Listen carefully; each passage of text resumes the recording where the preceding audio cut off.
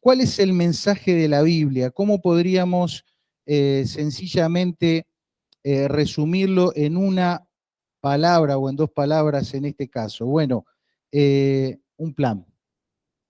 Hay un plan, Dios tiene un plan y ese plan es el que se desarrolla, el que se describe allí en las páginas de la Biblia, de la palabra de Dios.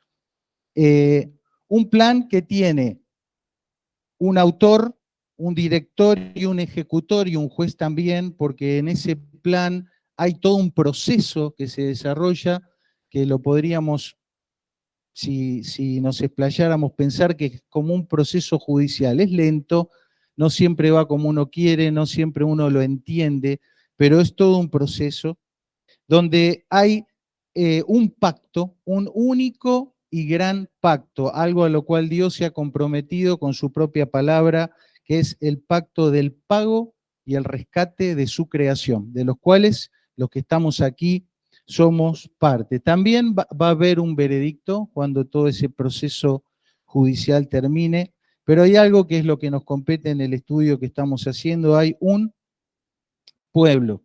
Ese pueblo le pertenece a alguien, no es una denominación, no es una organización, no es una estructura humana y no hay un dueño excepto Dios.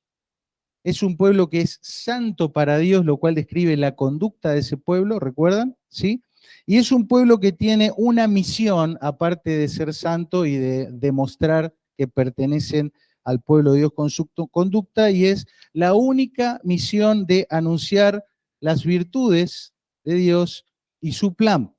Es sencillo, es todo lo que hay que hacer y es todo lo que queremos estar abocados, porque finalmente en este plan terminará con la restauración de todas las cosas y finalmente se hará justicia, una palabra que tantas veces anhelamos, declamamos, pero que humanamente siempre hay un techo, ¿no? Sin embargo, Dios que puede restaurar, restablecer todas las cosas, es el que finalmente en su plan perfecto establecerá la justicia en su forma más plena, más completa.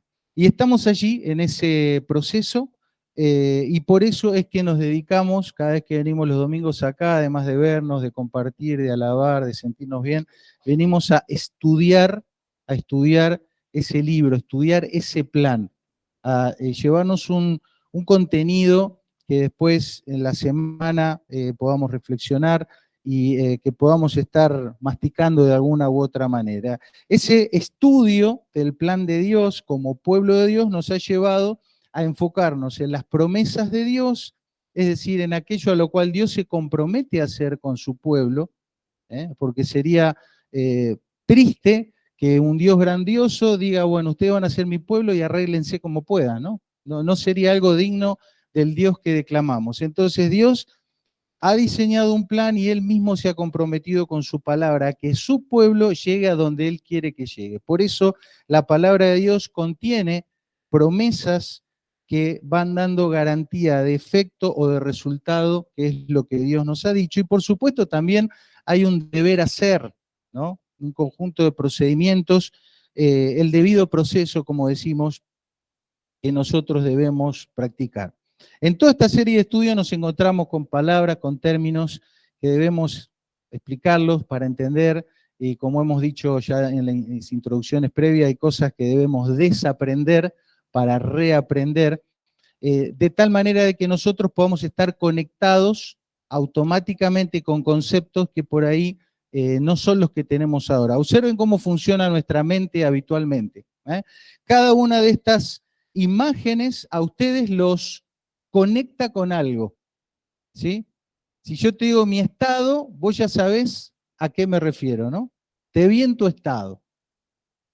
Bueno, eso es nuevo, hace, no sé, 5, 7 años, 10 años, no existía esa conexión que vos y yo tenemos con la idea de estado y algo que se escribe, una foto que aparece en un celular. Si te digo on-off, capaz que ni siquiera sabés lo que significa en inglés, pero ya lo relacionás con algo eléctrico, ¿no? Anda, no anda, prendido, apagado, ya está. Ni siquiera necesitas saber inglés, pero ya eso forma parte de tu entendimiento. Lo mismo esas líneas de ahí arriba, vos sabés que si te parás ahí, apretás en tu celular el dedito en esa franja azul, vos sabés lo que va a pasar, ¿sí? Y ya viene a tu mente, se va a abrir una pantalla de Zoom, de Meet, y vas a entrar a alguna reunión. PCR, ¿alguien sabe lo que significa PCR? No, ¿no? La mayoría acá no sabe, pero todos saben de qué estoy hablando, ¿no? ¿Hiciste el PCR? Sí, ¿no? Y se dan cuenta, entonces es importante a veces aprender ciertos términos, no porque querramos hablar en difícil o que querramos cambiar nuestro léxico, sino porque nuestro cerebro funciona así. Y entonces parte de nuestro estudio, de nuestro tiempo acá, para hacerlo con seriedad y con responsabilidad, implica explicar o aprender nuevos términos, nuevos conceptos para nuestra didáctica de alguna manera, ¿sí? Y hemos estado estudiando los últimos domingos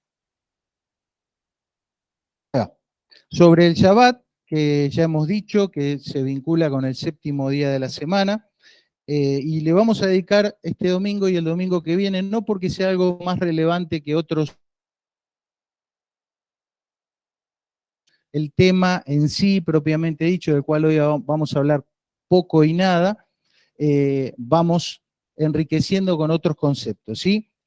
Entonces, como ejercicio hemos dicho que tenemos que tomar impulso, aprender cosas, entender cosas para después pasar por arriba un montón de cuestiones que no hacen a lo que nosotros queremos aprender para finalmente poder estar del otro lado contentos porque entendimos lo que Dios nos quería explicar y vamos viendo cómo lo ponemos en práctica. Como dice el viejo dicho, ¿qué es esto que está ahí? Una toalla, dice Camila. Es un pedazo de mondongo.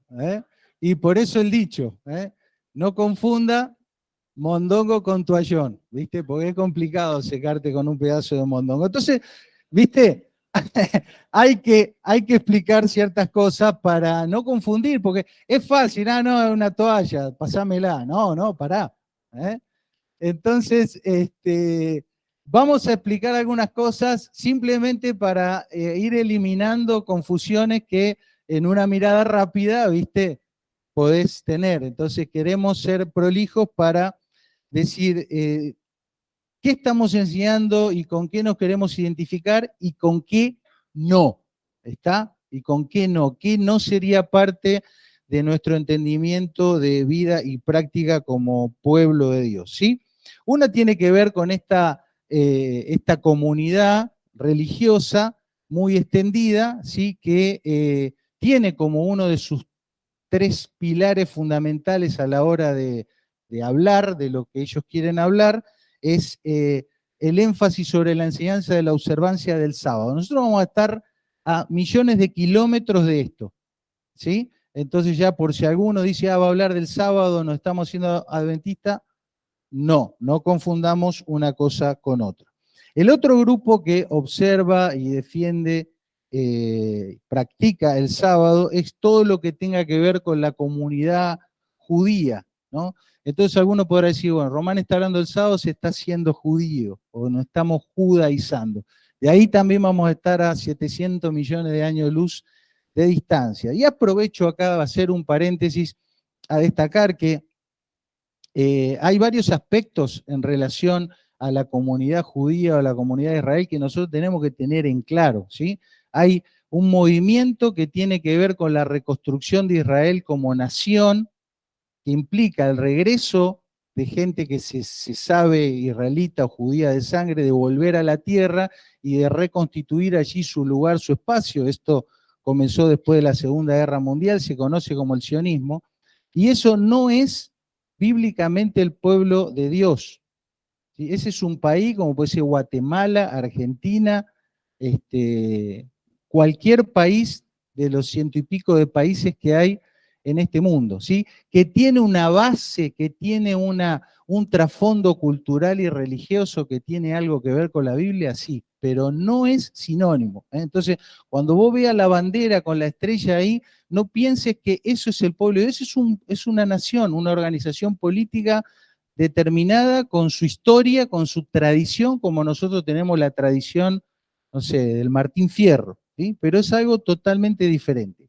Por supuesto que tampoco nos vamos a acercar a nada que tenga que ver con el fariseísmo, que era una de las escuelas religiosas más fuertes de la época de Jesús y de la cual devino a lo largo de los años lo que hoy conocemos como el judaísmo ortodoxo. Eso que vos ves, que se dejan los rulitos acá, el gorro, pero que tampoco es la única forma de judaísmo, ¿sí? Hay muchas formas de judaísmo moderno de todas las tendencias, ¿sí? Porque precisamente es una cultura que ha sufrido cambios a lo largo de estos años, como la han sufrido otras culturas a lo largo del mundo. Entonces nosotros vamos a estar lejos también de todo ello. Y también estaremos lejos porque considero que no nos representa y no nos orienta tampoco estos otros dos movimientos que están en auge al día de hoy. Una es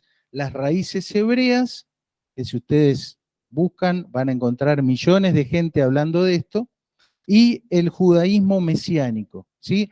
Ambos, digamos, suena bien, ¿no? Decir, bueno, yo quiero conocer más cómo era la vida a la época de Jesús, raíces hebreas, Jesús era hebreo, vamos por ahí. Judaísmo mesiánico, suena bien porque es el Mesías que yo creo y judaísmo, vamos ahí. Ambos movimientos llevan a una fusión y a una confusión de cuestiones que tienen que ver con algunas enseñanzas bíblicas y atiendan, mucha tradición rabínica, especialmente de la Edad Media para acá. Edad Media, ayúdenme, 1500 por ahí, o sea, hace un rato, ¿no? Entonces, la construcción del judaísmo que nosotros vemos hoy en sus diferentes variantes tiene 500 años. Entonces, no es ver esto y decir, ah, bueno, voy a aprender cómo vivió Moisés, cómo vivió Jesús, ¿no? Hay mucha cosa en el medio y finalmente ves esto, es querer unir la cruz con la estrella de David. Eso es agua y aceite. ¿Sí? Agua y aceite. Es un camino peligroso. Muchas iglesias evangélicas están yendo hacia ahí con el afán o con el buen deseo, la buena intención de querer estar más cerca de la cultura en la cual se desarrolló Jesús, se están alimentando de rabinismo, de judaísmo medieval. ¿Sí?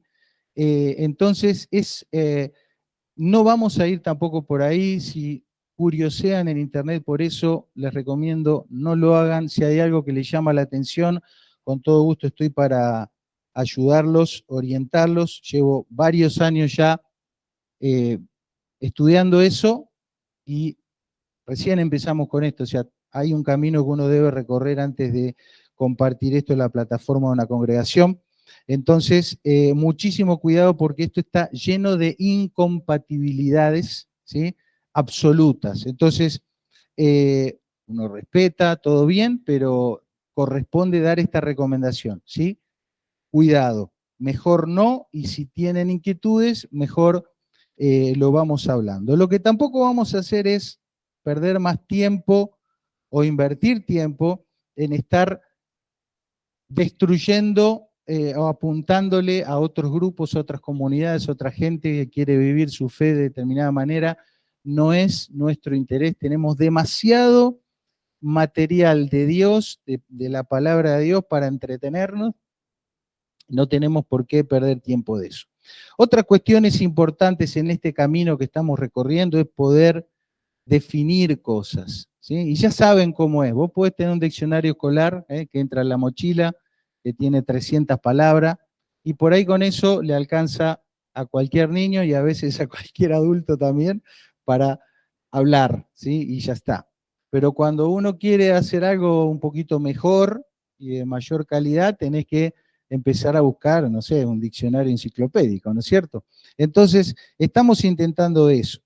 También debemos ser conscientes a la hora de estudiar y de avanzar en nuestro estudio que brechas, hay brechas transculturales, hay puentes que hay que construir para entender lo que puede ser el pensamiento de un judío, de un hebreo de la época de Jesús, a lo que es nuestro pensamiento. Si a veces hijos y padres o nietos y abuelos no se entienden,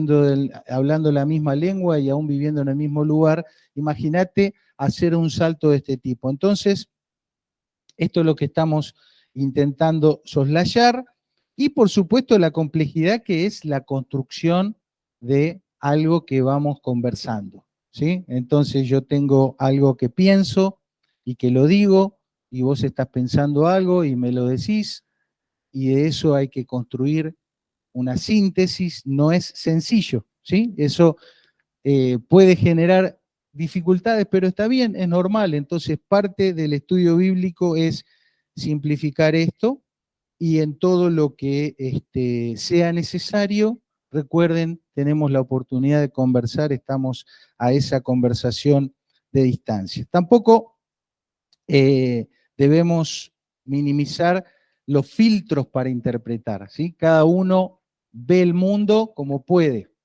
¿eh? Y entiende lo mejor que puede. Entonces, siempre el preguntarle al otro, y esto vale no solo para este estudio, sino en todo orden de la vida, el preguntarle a otro, ¿y vos qué me quisiste decir con lo que me dijiste? ¿Qué significa, recuerden esa palabra, qué significa para vos tal cosa? ¿Sí? Eso ayuda mucho, aunque hay gente que tampoco le gustan esas preguntas, porque te expone a pensar más, a abrirte más. Entonces, siempre es más fácil pasar la hoja rápido, ¿no? Pero es importante cuando uno quiere entender y entenderse bien, lo vamos a aplicar esto al estudio bíblico y también lo digo para nuestras relaciones interpersonales. Y por supuesto, tener siempre la humildad y la disposición, la disponibilidad de tiempo para crecer, para aprender, para reconocer, sin lo cual se hace muy difícil avanzar en todos los órdenes y más en temas que hagan a nuestra vida como creyentes. Nuevamente insisto, nos vamos a alejar de otras formas de entender y de aplicar y de vivir la vida cristiana, y por lo tanto seamos cautos también en poner la etiquetita, ¿viste? El sello, vale, preguntemos, hablemos, interactuemos entre nosotros. Finalmente, el objetivo de esta serie va a ser poder llegar a esto, ¿no? Sacar todo lo que no necesitemos, lo que no nos sea útil y comernos la pulpa de la fruta que es la enseñanza de la palabra de Dios. Esto no es nuevo, es algo que el apóstol Pablo mismo enfatizó. Vamos a leer varios versículos hoy. Fíjate cómo le dice a su discípulo: te rogué que te quedases en Éfeso cuando fui a Macedonia, para que mandases a algunos que no enseñen diferente doctrina, ni presten atención, fíjense, a fábulas, a genealogías interminables que acarrean, fíjense, disputas más bien que edificación de Dios, que por la fe. Así te encargo ahora, pues el propósito de este mandamiento es el amor nacido de corazón limpio, de buena conciencia y de fe no fingida. Y abajo lo dice: pero sabemos que la ley, esto que estamos estudiando, las instrucciones de Dios, es buena si uno la usa legítimamente. Tantos versículos que nos llevan a eso, como si fuera una secuencia lógica. Fíjense, de manera que la ley de la verdad es santa y el mandamiento es santo, justo y bueno. Eso es lo que Dios dejó para nosotros, ¿sí?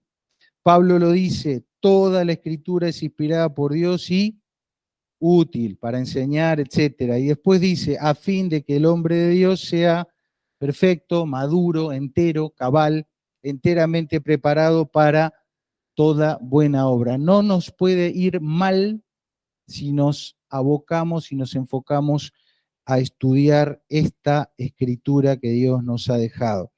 Dice Santiago, otro autor bíblico, el que mira atentamente la perfecta ley, fíjate cómo llama él las leyes de Dios, la ley de la libertad, porque nunca somos más libres que cuando caminamos bajo las leyes o las instrucciones de Dios, ¿sí? Y persevera en ella, ahí te lo dice, no siendo un oidor olvidadizo, sino un hacedor de la obra. ¿Qué obra? Las obras que las leyes de Dios te están diciendo que tenés que hacer, ¿sí? Este será bienaventurado lo que hace. Jesús dijo, escudriñad las escrituras, ellas son las que dan testimonio de mí. Jesús dijo, llevad mi yugo sobre vosotros y aprended de mí. El apóstol Pedro dice, para esto fuisteis llamados, porque también Cristo padeció por nosotros, dejándonos ejemplo para que sigáis sus pisadas. Entonces, si lo lees de abajo para arriba, queremos seguir a Jesús, queremos aprender de Él, necesitamos escudriñar las Escrituras, tenemos que mirar atentamente y ponerlas por obra. Toda la Escritura es útil y ese mandamiento es santo, justo y bueno. No hay por dónde perderse. El apóstol Pablo, en otros términos, hablando de nuestra conducta, dice, fuimos librados del pecado y venimos a ser siervos de la justicia, ¿sí?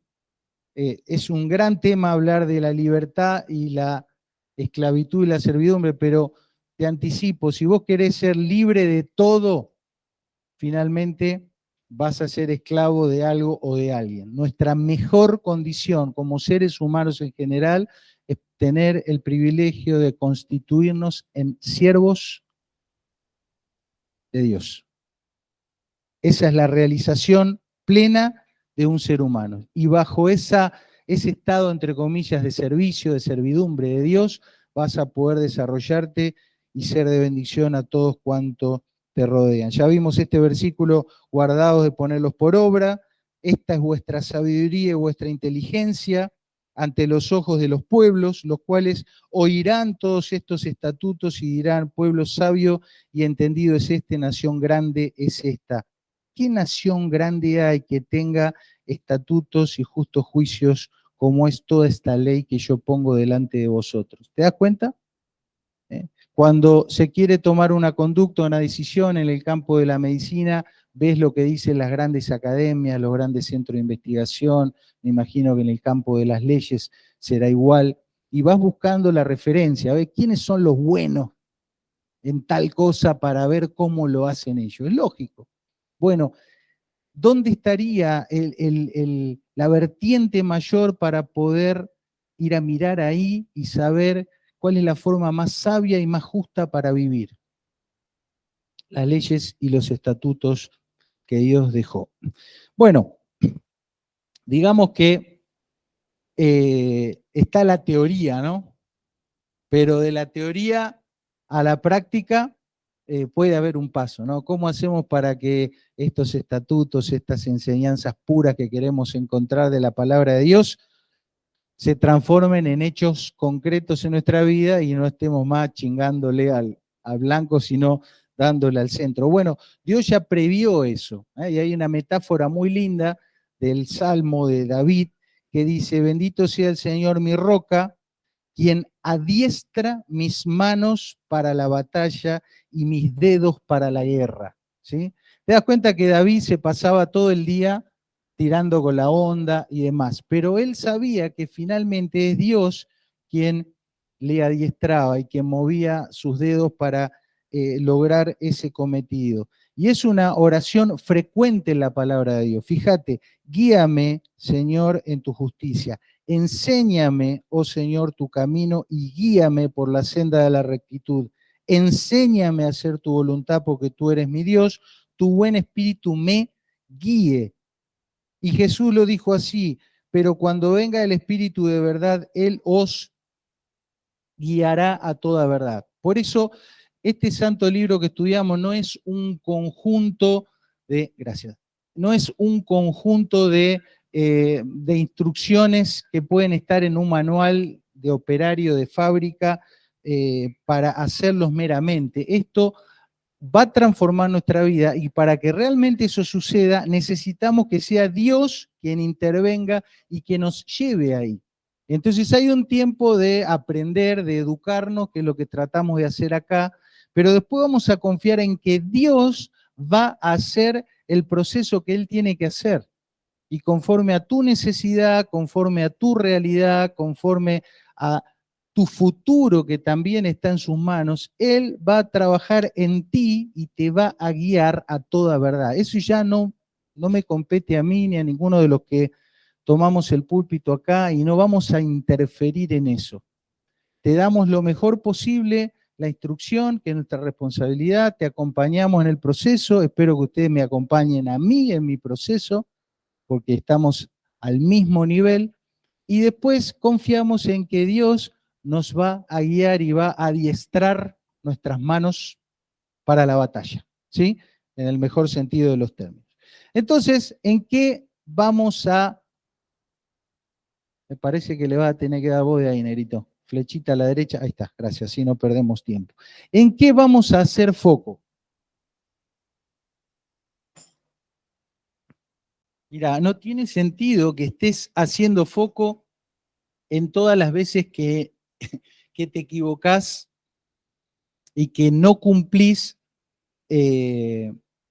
alguna cosa que sepas de la palabra de Dios. Obviamente eso hay que decirlo, no hablamos de negar eso porque hay que reconocerlo y confesar, pero el foco no está ahí. El foco está en proyectarse ¿a dónde? ¿Qué dice Pablo? Ustedes saben, a la meta. El foco está allá. ¿Dónde viste un corredor que esté mirando atrás a ver si perdió el ritmo? No, ya está, tenés que seguir. ¿Te caíste? Te tenés que levantar a través del perdón, de la confesión que Dios te da y tenés que seguir. Entonces, no, ni te mires a ti, ni estés mirando al que está a tu lado, enfocado en su error y en lo que no hizo. ¿Sí? Enfócate en el avance, en decir obviamente, mira, esto no estuvo bien, pero entienden a lo que digo, ¿no?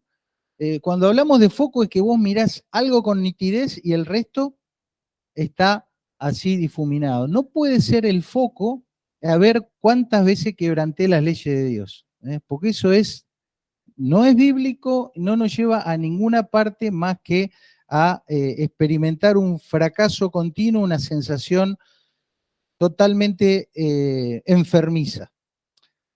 Hagamos un paréntesis en todo esto y recordemos este versículo que dijo Jesús. Mis ovejas oyen mi voz y yo las conozco y me siguen. ¿Mm? Entonces, algo que ya hemos dicho, volvemos a decir, si vos querés seguir a Jesús, decís, bueno, está bueno esto, la justicia, quiero seguir a Jesús, bueno, tenés que pertenecerle, ¿sí? Tenés que pertenecerle.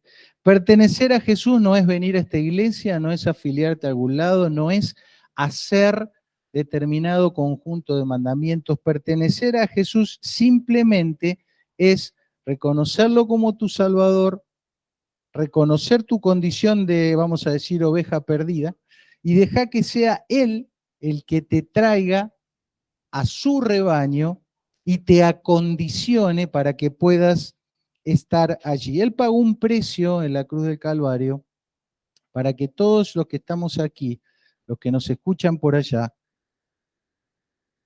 puedan formar parte de su rebaño, de su grupo, de su pueblo. Hay una sola puerta de entrada que se llama Cristo y el precio es altísimo. Es tan alto que es impagable para cualquiera de nosotros. Pero por eso fuimos comprados por precio, el precio que Cristo mismo pagó en la cruz.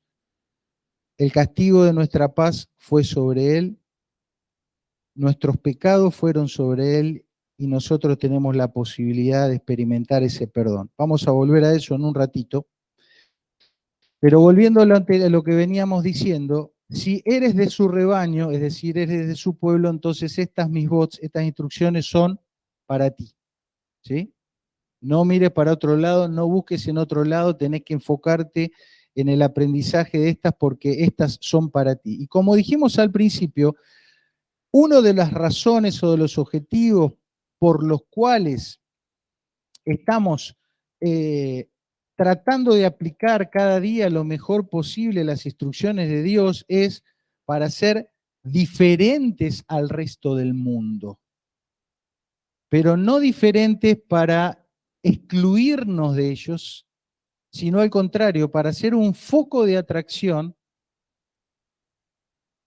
y que de esa manera cualquiera, así como nosotros, ¿no? Porque todo lo que que hemos entrado ahí, éramos un cualquiera, también puedan venir al encuentro, al conocimiento del Salvador Jesucristo y también Él pueda ser su Señor. Es decir, que necesariamente tenemos que tener una conducta distintiva, diferente. Si somos uno más del montón, estamos cerrando. Pero esa diferencia es meramente para atraer, ¿sí? O mejor dicho, ser usados por Dios, porque finalmente Cristo es quien atrae a cada uno. Como veníamos mencionando, Jesucristo dijo, yo soy el buen pastor, hablamos de un rebaño, ¿no? El buen pastor su vida da por las ovejas. Entonces hay un precio por tu perdón y para tu inclusión al pueblo de Dios y ese precio ya fue pagado.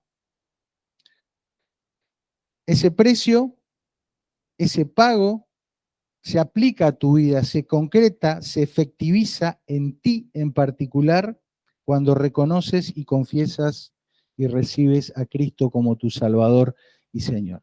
Es un hito en tu vida, es un ícono o es un mojón que tiene que estar en tu vida. Si vos no podés identificar en tu historia de vida que haya habido un momento, una ocasión en la cual vos viniste en una oración al Señor, hayas pedido perdón por tus pecados, te hayas reconocido como alguien perdido y hayas confiado en Cristo como tu Salvador personal, hayas reconocido la obra de Cristo, el mérito de Cristo.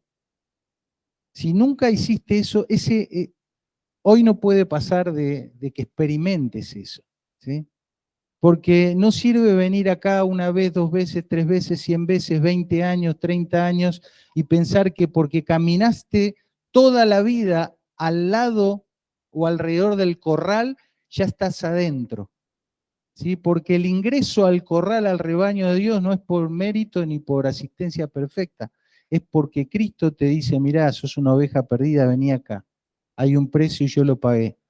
Pero eso se efectiviza cuando vos tomás esa decisión. Así que va a haber un momento al final para orar y espero que vos puedas, si no lo hiciste aún, tener ese tiempo especial con Dios. Avanzamos rápidamente con un repaso de lo que fue el Shabbat. Hemos dicho que Dios dejó diseñado, vemos ahí el cuadrito resumen a la derecha, 6 días para hacer todo. Es un día distinguido, entendemos que es el séptimo día, aplica a toda la comunidad, está inspirado en el obrar de Dios en el Génesis, es para descansar y tomar refrigerio, es para Dios y no se debe hacer ninguna obra.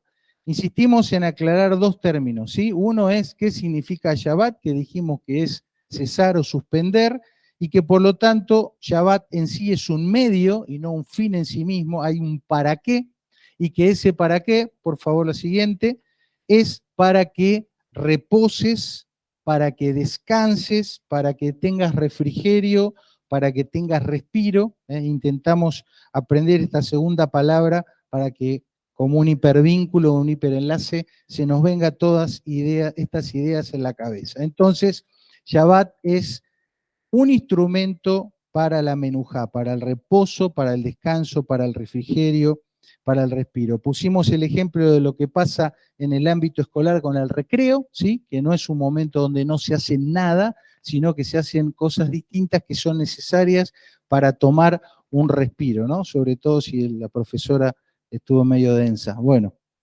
o el profesor. Entonces, con el Shabbat en ejecución, o sea, ese cesar, ese detener toda obra, nos podemos enfocar en las acciones que necesitamos para experimentar la menujá, el reposo, el descanso, ¿sí? Y vimos que una central y fundamental es que en ese día te puedas acordar que Dios te salvó, ¿sí? Qué bueno es que al menos una vez a la semana puedas tomarte ese minuto para recordar que eras un siervo, un esclavo y que el Señor te liberó. El domingo pasado observamos cómo Jesús utilizó el Shabbat como un instrumento para encontrar ese reposo. Y lo que vamos a hacer ahora en los próximos 10 minutos, y con esto cerramos, es mirar someramente algunos criterios para la aplicación práctica de las instrucciones. Esto va a servir no solo para el día sábado, sino para cualquier otra mandamiento, instrucción que nosotros veamos en la Biblia y que digamos, bueno, pero esto ¿cómo lo aplico a mi vida? ¿Sí? Hay cosas que pueden ser muy heterogéneas, como dijimos el domingo pasado, cada uno de nosotros tiene su vida, su mundo de posibilidades.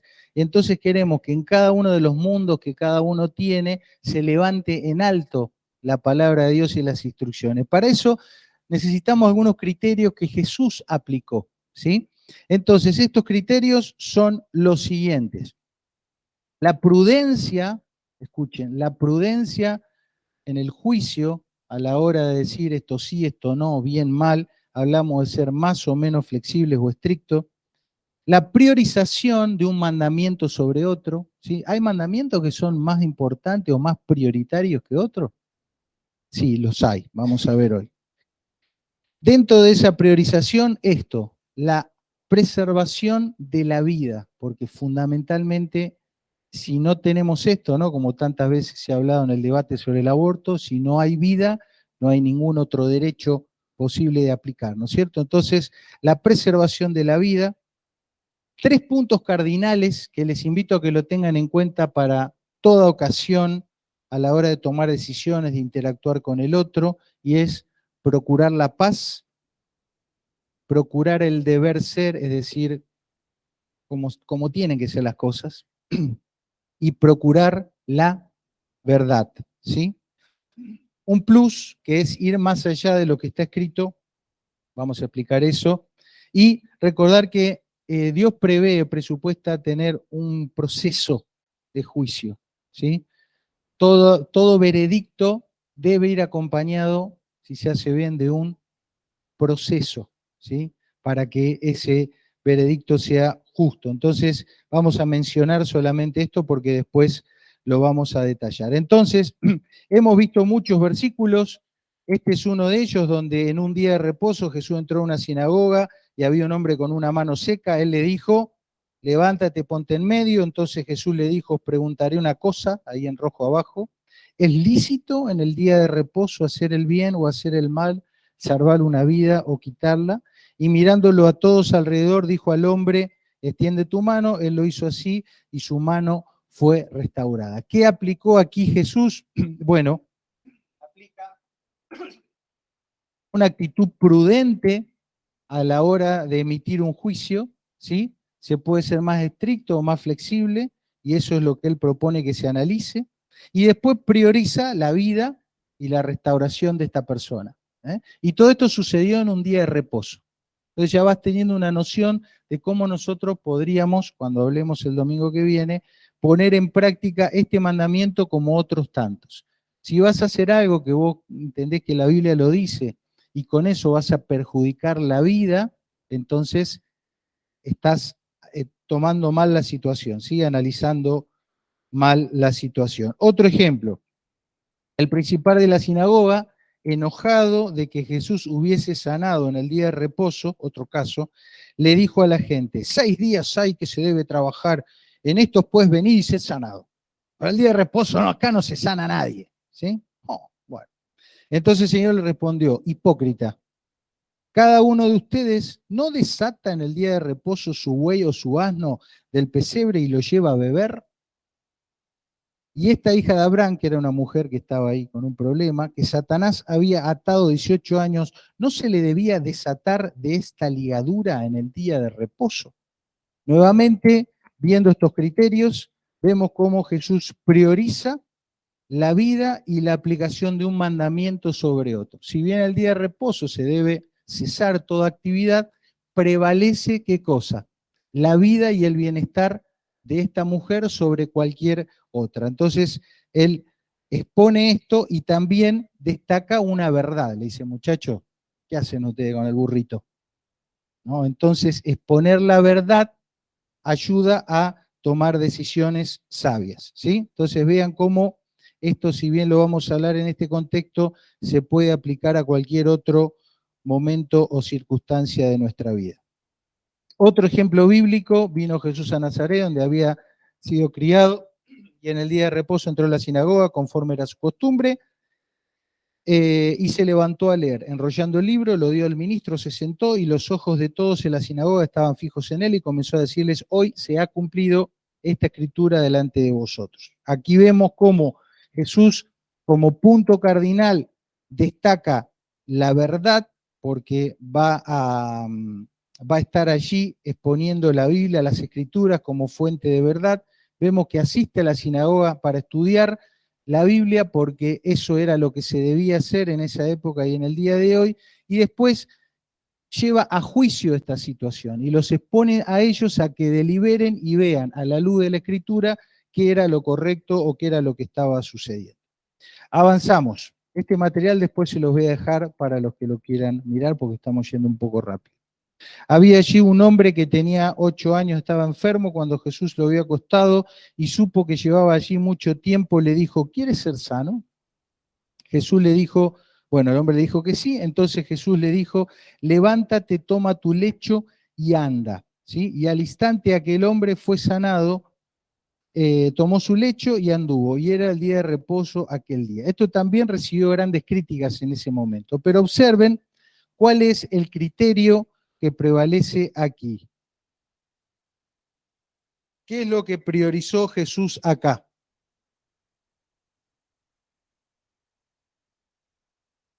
En sanarlo y en pedirle que agarre su catre y se vaya de ese lugar. ¿Qué les parece? Bueno, la preservación de la vida, el bienestar de él, pero le podría haber dicho, bueno, estás curado, pero hoy es día de reposo, quédate acá, la mudanza, hacela mañana, ¿no? Para no traer conflicto con la gente. Bueno, hay un motivo por el cual él le dijo, rajá de acá cuanto antes, no importa que sea día de reposo. El pasaje no lo dice, pero nos lo dice la arqueología. ¿Alguien recuerda dónde sucedió esta historia? En el estanque no, de Siloé no, de Betesda, en el estanque de Betesda, ¿sí? Está la Biblia, era un lugar que había en Jerusalén, era una fuente de agua, Betesda, pero que esté en Jerusalén no significa que era ni bueno ni santo. Betesda, según la arqueología, era un centro de culto o de curación al dios griego Aslepio, que en buen castellano sería Esculapio. El dios Esculapio es un dios griego que tiene que ver con la medicina, por eso la viborita en el palito representa al dios Esculapio y está inclusive en el logo de la Organización Panamericana de la Salud. ¿Sí?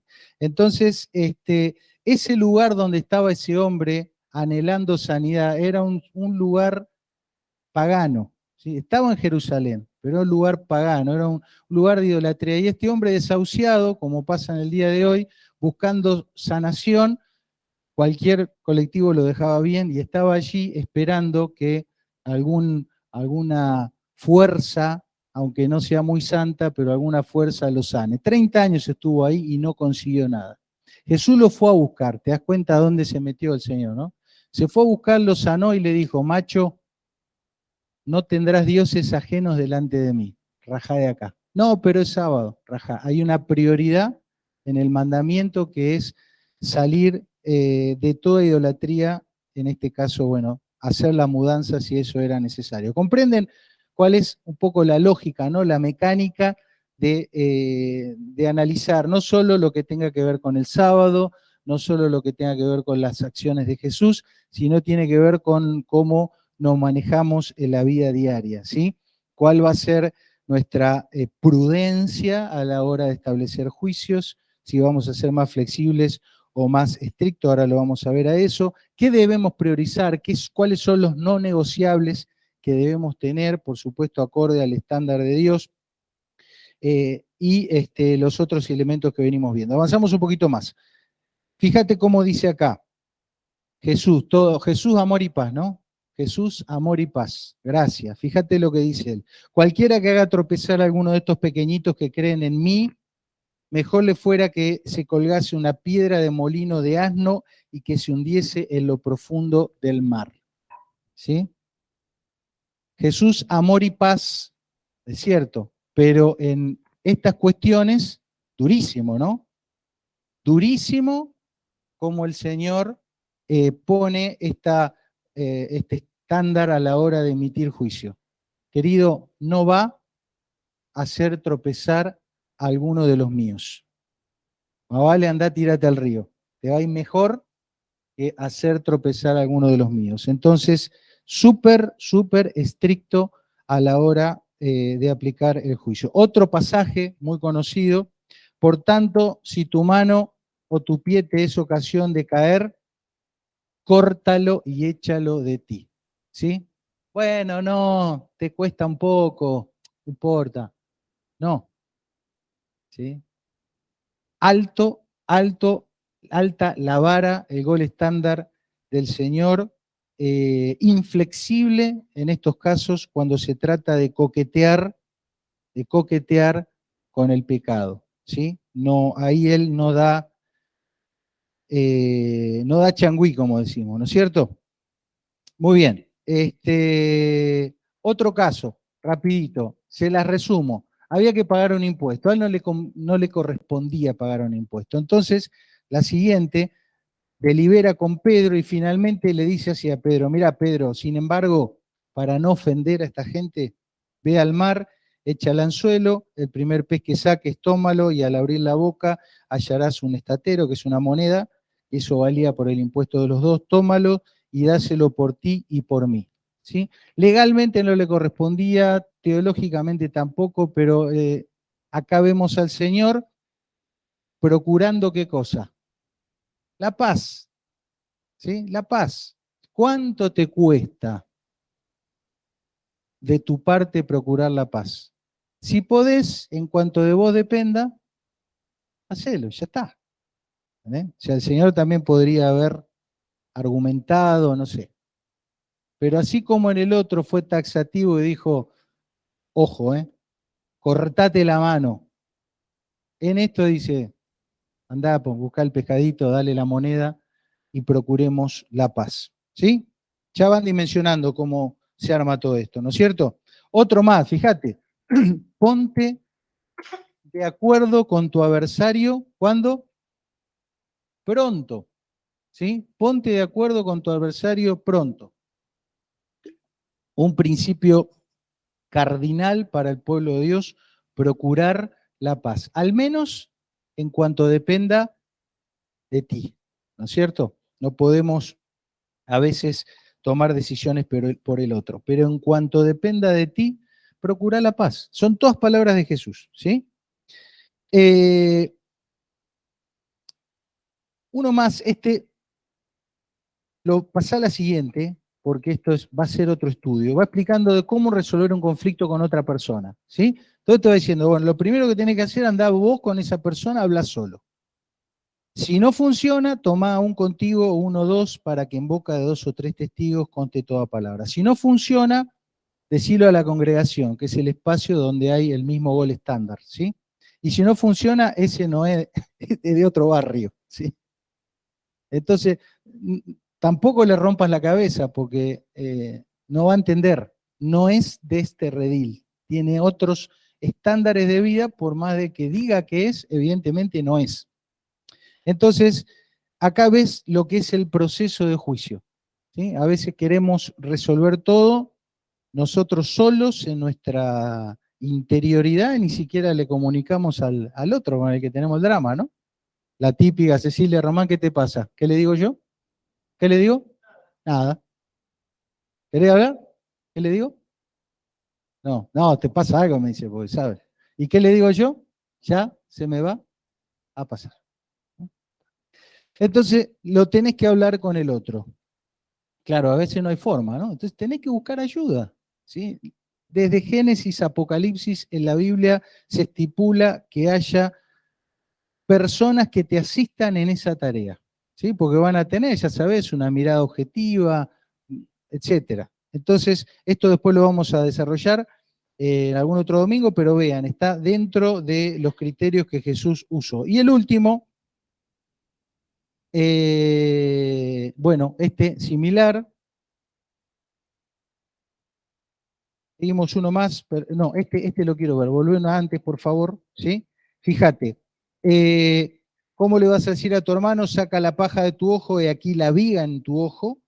Hipócrita, saca primero la viga de tu propio ojo y entonces verás bien para sacar la paja del ojo del hermano. También la flexibilidad, la prudencia a la hora de establecer así una sentencia, como nos gusta hacer, y también procurar siempre lo mismo, la paz, el deber ser y la verdad, ¿sí? La verdad. La verdad es que probablemente yo también tenga una limitación a la hora de juzgarte, entonces debo considerar eso. En resumen y en repaso, hemos visto estos criterios, pero si no se durmieron todavía, hay uno que no mencionamos.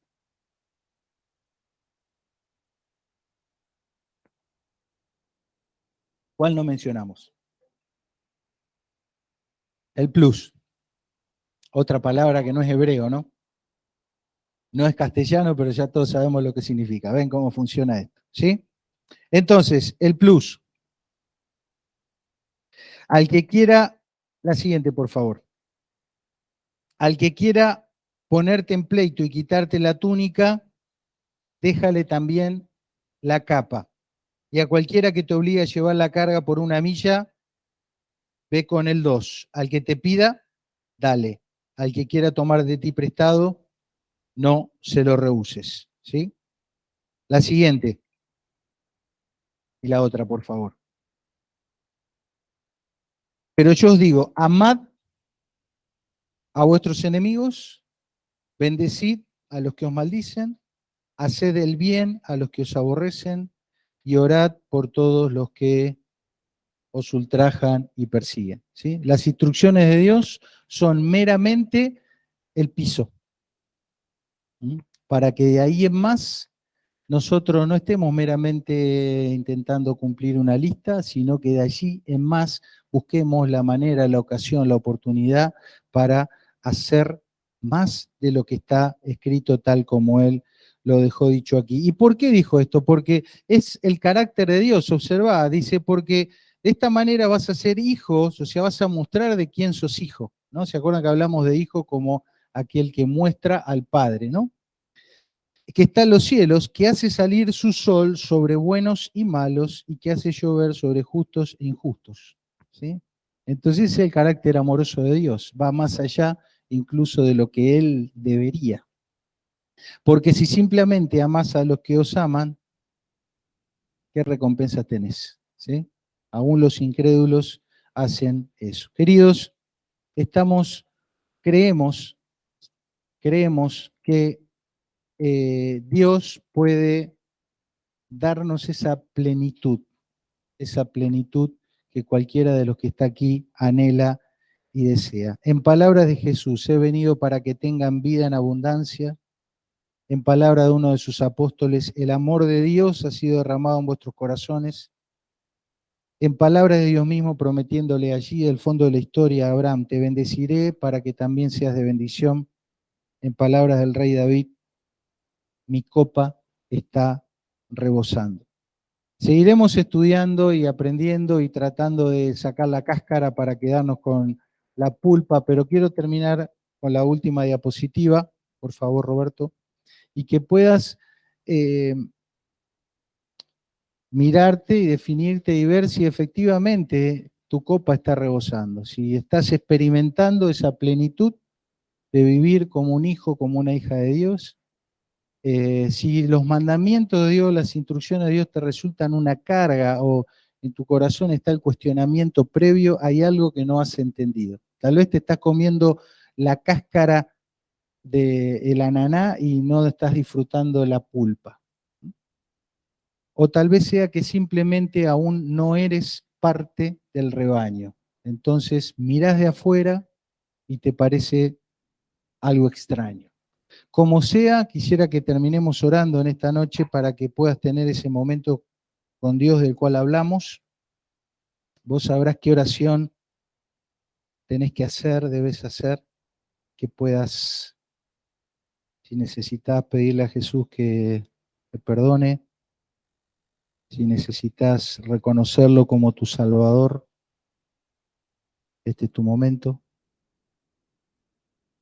Y si ya lo has hecho, puedas pedirle que la plenitud de vivir en los justos juicios de Dios sea tu deleite y tu complacencia máxima.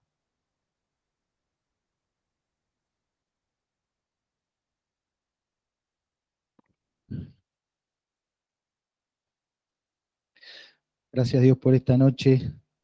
Anhelamos y esperamos que tú continúes haciendo en cada uno de nosotros la obra que solo tú puedes hacer. Pedimos tu bendición para esta semana que arranca y que, Señor, tú nos sigas hablando conforme a la necesidad de cada uno de nosotros. Oramos en el nombre y por los méritos de Cristo Jesús. Amén. Buenas noches, que Dios les bendiga.